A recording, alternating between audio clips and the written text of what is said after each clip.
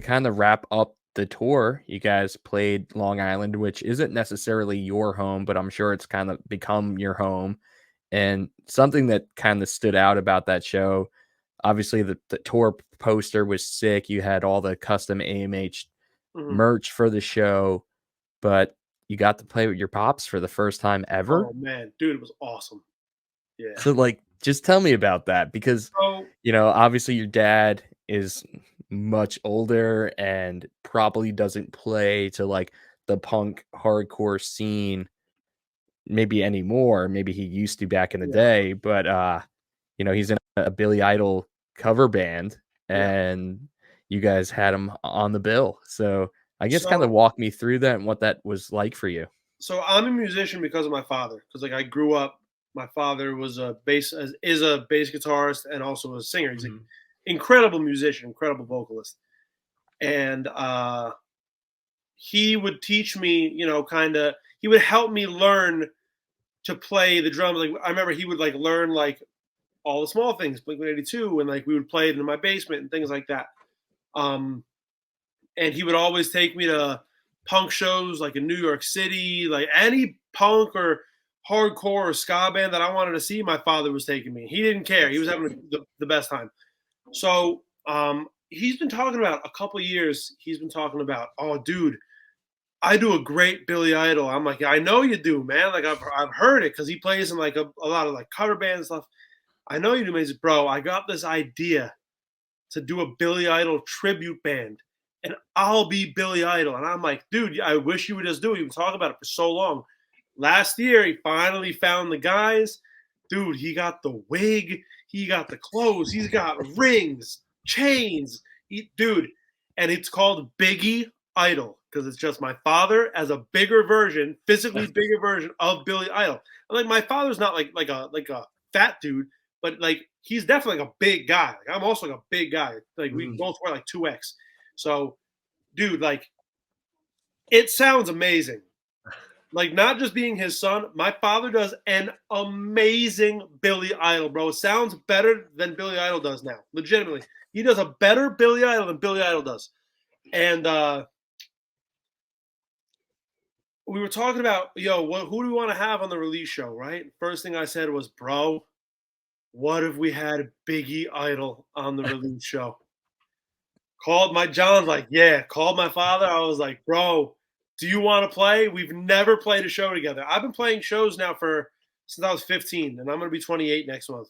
My father's been playing shows for the last 45 years.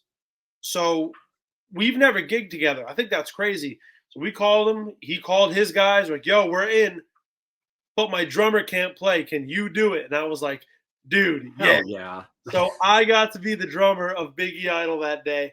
There was people stage diving, which I don't think anyone's ever done in my father's music before. Moshing, stage diving, going crazy. He got to introduce the band, and it was just really a great, great time. Something coming up that I'm sure is going to be unforgettable as well is your run to the UK. And I just need to hear about this because that's going to be epic. When did you start talking about the UK? How did you guys make this happen? We've been talking about going to the UK probably for the last 4 or 5 years. Um, and I'm always like, dude, this is the year we're going to do it. And then it doesn't happen, and I'm bummed. Couple months ago, we were like, John was like, "Hey man, like we're like talking to like our friend over there, and like he's booking shows, and like I think it's gonna happen this year." And I'm like, I really hope so. I really hope so, right? A couple weeks later, hey man, how's it going with the UK? It's like he's booking the shows, man. I think this is the year it's gonna happen, and I'm like trying not to get my hopes too high. And then a couple weeks ago, John was like, "Dude, like we're gonna book the flights this week. The tour is booked. It's happening." And I'm like, let's go, because I've never been over there. I've only ever been to Canada. I've never been outside the country other than Canada. And it's been a dream of mine to go to the UK because even more than hockey, dude, I'm a soccer guy. Yeah. I love soccer, bro. I'm obsessed with the culture.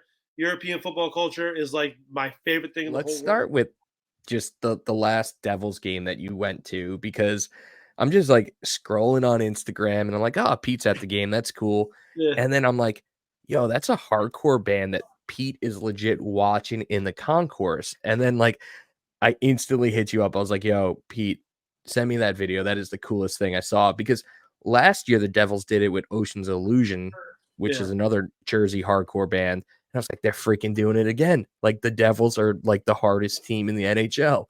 And Yep. I kid you not, that video is up to like almost 80,000 plays on Oh TikTok my and has like goodness. 10,000 likes. And like Yeah. everyone is just like, and first of all, everyone's like, yo, who's that band? That band's sick. So Yeah. shout out for you sending that video, because Jawdust is getting a bunch of, new followers, new fans as well from it. And it's cool to see like how much that has taken off on social media. And I just think that the Devils in-game presentation right now is the coolest in the NHL. Like, did you know that was happening, or are you just like were walking by and you're like, So, yo, this is sick? so I was going to the game anyways, right? Me, my girlfriend Alexa, and my father. And we're walking through, and all of a sudden I hear, yo, Pete. And I'm like, and it's my friend George. George plays drums in this band Halogens from New Jersey that we play with. Yep. Mm-hmm. And I'm like, yo, George, what the hell are you doing here? Oh, bro, my hardcore band's playing a second intermission. And I was like, what do you mean? He was like, bro, my hardcore band's playing after the second period. Come through. And I was like, all right, sounds great. Not knowing what to expect, right? I told two of the guys in my crew who I go to the Red Bulls games with. We're all like punk and hardcore dudes. It's like, yo, my boy's band is playing. Like, let's go watch them, right? So we go over there. They start right after the second period like ended. They're on, right? First breakdown hits, pit opens. I'm like, oh, it's on right now, bro. Everyone's moshing, everyone's going crazy. And I'm talking to my dad after. I'm like, bro, I can't believe that the Devils like let us straight up like swing fists in the stadium. Like, no joke. I was like, no one was holding back. It was like a great time. And it's interesting because we talk about MLS with fan engagement and how the new club's doing it right. That night, my dad goes, you know what I noticed today? He goes, I was one of the oldest people there. My dad's not an old man. My dad's in his very early 60s. And I was like, you're right. It's a lot of people that are like my age. A lot of younger people going to the Devils games. And I don't know what they're doing to attract all the younger people, but like it's working. And I guess it's things like booking like cool like punk hardcore bands, things that, not for nothing, a lot of those people haven't seen before, but it's going to add to their experience because it's something new and crazy that's happening. So with the product that the Devils are putting on the ice, and also like the front office doing really well with getting people to come to the games, come to the stadium, it's really, really awesome. A lot of young people going, dude. Yeah, and I say it all the time, like, the crossover is ridiculous between hardcore music and hockey and pop punk and hockey. Like, it's a real thing. And the Devils seem like the first team to really catch wind of it. And they're like, let's capitalize on this. And also, the Jersey hardcore scene is right up there with the Boston hardcore scene, the Long Island hardcore scene. It's part of your DNA.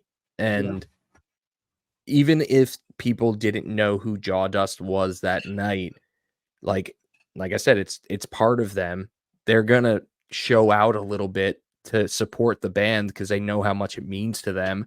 And you get viral clips from it, and you get like people talking about this band and talking about the Devils and what they're doing that normally wouldn't have. And I saw that there's another hardcore band that's playing in April, and Dude, I think the Banner is playing. Yes, that's the one that some people were commenting. New Jersey Hardcore Legends, bro. That show was that. See, I'm even saying that show. It's a hockey game. It's a hockey game. That set at the hockey game is gonna be like insane, bro. It's gonna be crazy. And are there other teams, to your knowledge, that are booking like punk and hardcore bands to play the games? No, No.